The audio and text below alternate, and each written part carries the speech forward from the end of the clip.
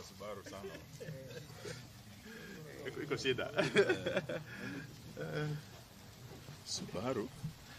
not a very good model.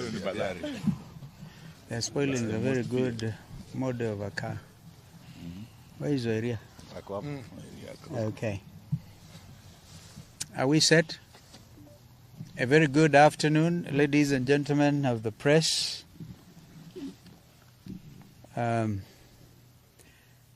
We are pleased to welcome you to this center and begin by giving apologies of two of our co-principals, three actually. Yes. The Right Honorable Raila Odinga, Sister Mother Karua, and Wycliffe Ombetsa Oparanya, as well as Jakoya. In fact, we understand that Jakoya's home was raided, but he's out there in Western Kenya. So we will have a statement read by Governor Mwangi wa Iria, and if there be any questions, we'll take them. We'll be very pleased to take them. But thank you for coming. Thank you. And this is our joint statement. Genocide underway in Kenya. You need to shout. Genocide underway in Kenya. We meet here under very sad and traumatizing circumstances. A state-sanctioned genocide is underway in Luolad, particularly in Kisumu, Migori, and Homa Bay. A similar atrocity is also underway in parts of Nairobi, including Kibra and Mathare. In Kisumu, people are being pulled out of their houses and shot or crowbarred to death by police officers. In Migori and parts of Homa Bay, police are going into villages away from towns and shooting or crowbarring people to death. All the elements of the making of a genocide are present in the developments in Luorad. Victims are being dehumanized. There is organization. The attacks taking place are clearly planned. The people undertaking the destruction of the rules are clearly trained, whether they are police officers or goons. They are under a command structure and they are well resourced with arms they need. There is stigmatization and polarization accompanied by propaganda that the community is behind the nationwide protests. There is preparation, with perpetrators knowing when to attack, which area, and they are using what appears to be the adopted slogan of dealing with Luo once and for all. Very similar to Hitler's so-called final solution. The attackers are working hard to create fear in the community by parading armies, equipment, and weapons. Victims are identified because of their ethnicity. They are segregated into ghettos.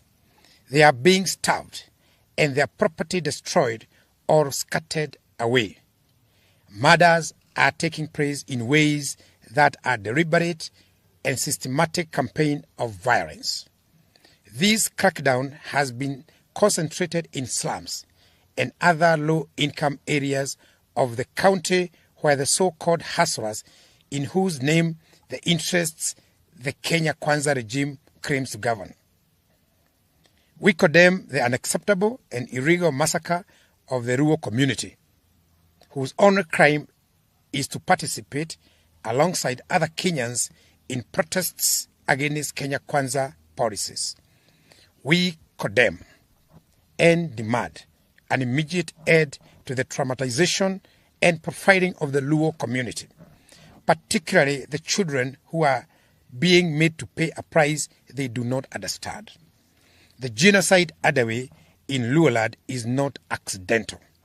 It is coordinated and premeditated. It is being coordinated by political and government leaders, both from the community and outside. But it is not just in Nyanza. In Mathare and Kibla in Nairobi, citizens were traumatized and tear gas canisters locked in their houses. A father who confronted police for hurling tear gas into his house, causing his child to faint, was manhandled and bundled into the police lorry like a criminal. His whereabouts remain unknown. Several people were shot dead at Cross Ridge by non-uniformed and uniformed police in Nairobi, Nakuru, Mlolongo, and Makueni by police mainly in plain clothes, shot and killed citizens, a majority of whom were going about their daily business, and others lied at their places of work. Similar executions have occurred in Kisii, Busia, and Kericho, and elsewhere in Kenya, all in the name of stopping citizens to exercise their constitutional right to hold peaceful demonstrations. Much as Ruto tries to depict Azimio demonstrators as violent, it is evidently clear that our demonstrations are peaceful. And it is the police who import violence and use of excessive force into them. We remind all that whenever Azimio hold rallies and or demonstrations without police interference, they end peacefully without violence or distractions. The decision by police command to force to end peacefully without violence or distractions. The decision by police command to force access to homes is sharply and unnecessarily escalating tensions and costing lives. Inspector General of Police, Mr. Japhet Koome, and CS Interior, Professor Kithure Kindiki, must immediately withdraw police officers from people's homes and residential areas, especially now that there are no demonstrations. The developments in Nyanza take place against other equally worrying actions by the state. Both police and hired goons are trailing, arresting, and shooting people from vehicles with foreign number plates. In the 3-day demonstrations that ended last Friday,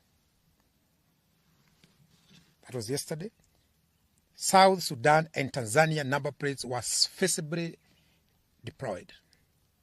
This creates unnecessary tension and conflict between our country and these federal countries and our people against the people of Tanzania and Southern Sudan. As police battle our people on the streets, they have also taken over the corridors of justice in our courts.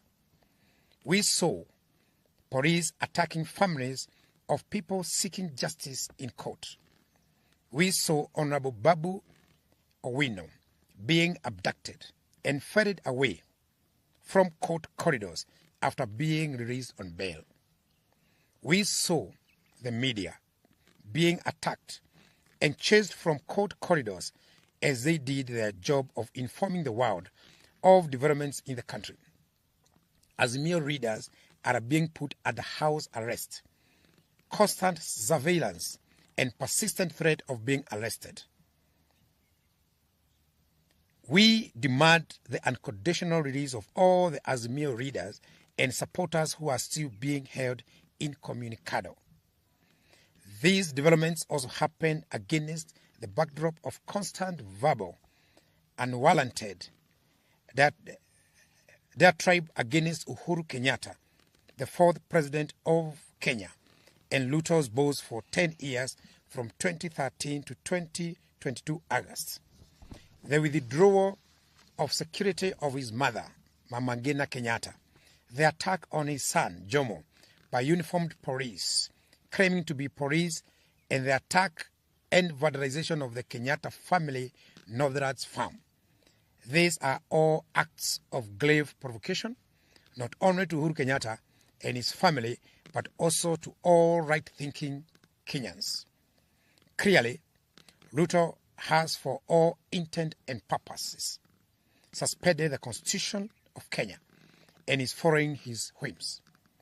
We shall not watch helplessly as Ruto and his cronies completely dismantle the Republic of Kenya as set up by our Constitution. We shall not surrender our rights, including the right to life, dignity, and the right to peaceful protest. We shall not surrender our voices or agency. We shall fight for our rights as we have fought for them before, and as our fathers fought for them before last. We call on all right-thinking members of society to rise up and be heard. Let us all say enough is enough. William Ruto and his illegitimate regime must listen to Kenyans. All these actions by police undermine the rule of law and the Constitution. These actions point to the emergencies of a police state in Kenya. However, these actions that have left scores of Kenyans dead have earned police praise from William Ruto. We wish